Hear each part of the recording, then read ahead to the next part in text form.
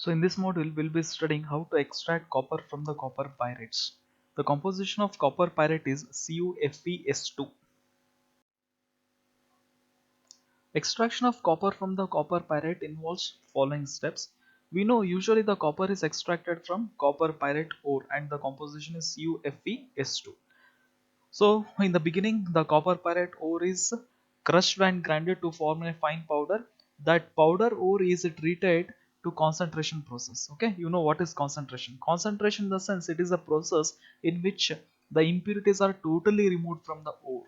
So here the concentration is done by froth flotation process. Why we are adopting froth flotation process means since the composition is CuFeS2, that means it is what sulfide ores, right? So the sulfide ores are usually concentrated by froth flotation process. And the next step is what? Roasting. So roasting in the sense here we are going to heat the ore in the presence of excess of air. Once we heat the concentrated ore in the presence of excess of air, so what happens? All the moisture will be removed. Then all the volatile impurities will be taken off, and the finally ore become porous. Okay, so these are the some changes takes place during roasting process. Okay, so we are going to expel the moisture, expel the volatile impurities, and finally ore become porous. Once roasting process is completed, the following reactions takes place in the sense whatever the volatile impurities are there, all the volatile impurities will be converted into its respective oxides. Later, that is copper pyrite is totally converted into cuprous sulfide, ferrous sulfide, and it is going to release a sulfur dioxide gas. So these are the reactions you can observe here. So these are the reactions, that is oxides of sulfur, oxides of arsenous, oxides of phosphorus, and finally that is copper pyrite is converted into cuprous sulfide, ferrous sulfide, and sulfur dioxide gas is released. So whatever the FeS2 and CuS2 is released in the previous reaction, okay, so that FeS2 and Cu2s partially oxidized to FeO, that is FeS2 partially oxidizes to FeO, whereas the Cu2s partially oxidized to Cu2O.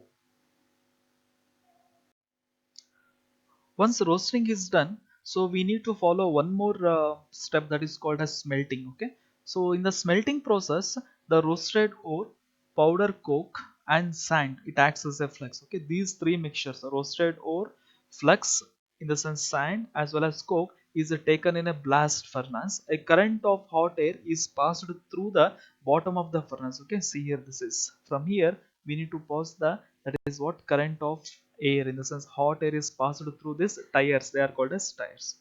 So when we pass the current of hot air through the blast furnace, the following reactions will take place. See in the above slide we have seen, that is in a blast furnace we have taken concentrated ore, then powder coke, as well as sand. Then what is the role of this coke means, that is coke acts as fuel as well as reducing agent, and whereas sand acts as flux. See here, that is FeS is there. Whatever the FeS is there, that is ferrous sulfide, this ferrous sulfide is completely oxidized into, that is FeO, iron oxide. And what is this iron oxide? It is in a gang in the sense what, impurity. We don't want this iron. So in this case, in the extraction of copper, iron acts as an impurity. We are extracting copper, right? So if we want copper, then we need to remove this iron, so it will become impurity, right? In order to remove this basic gang, in order to remove this basic impurity, we need to add acidic flux. So here sand means what? Flux. Okay, so what is the formula of sand? SiO2, right? So when the basic gang combines with acidic flux, we are going to get slag. It is called as ferrous silicate. What is this?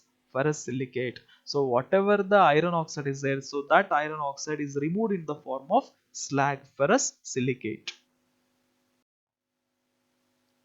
So these are the remaining reactions once again.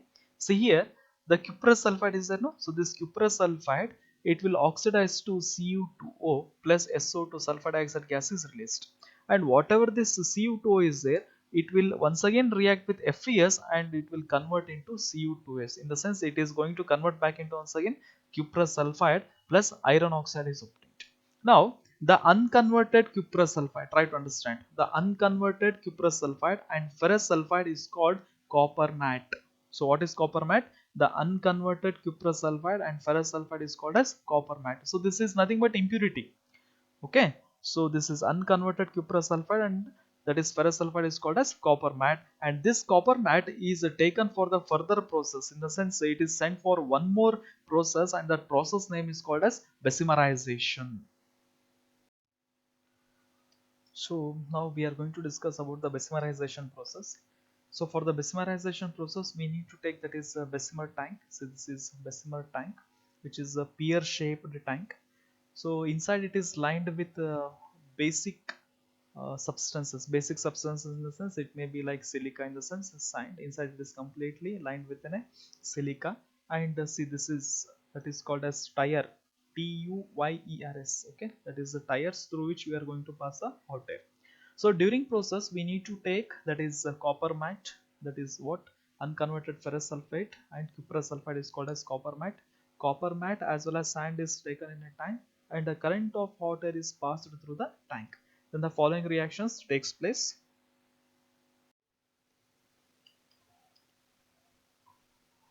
See, the remaining ferrous sulfide oxidizes to ferrous oxide, and the ferrous oxide it will combine with SiO2. Here the SiO2 acts as a that is flux. Okay, so this FeO plus SiO2 gives rise to FeSiO3. It is called as slag.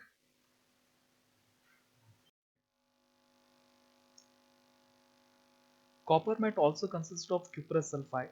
So whatever the cuprous sulfide is there, so that cuprous sulfide will partially oxidize to cuprous oxide. Later, cuprous oxide will undergo auto reduction with cuprous sulfide to form molten copper. The molten copper which is obtained during process is allowed for cooling. While cooling, the small amount of sulfur dioxide gas will be escaping continuously. So due to the escaping of sulfur dioxide gas, it causes blisters on the surface of copper. So blister in the sense small bubbles, okay, fine bubbles will appear on the surface of copper. Hence that copper is called as blister copper. The blister copper which is obtained, it is 98% pure. Later the further purification can be done by electrolytic method. Thank you.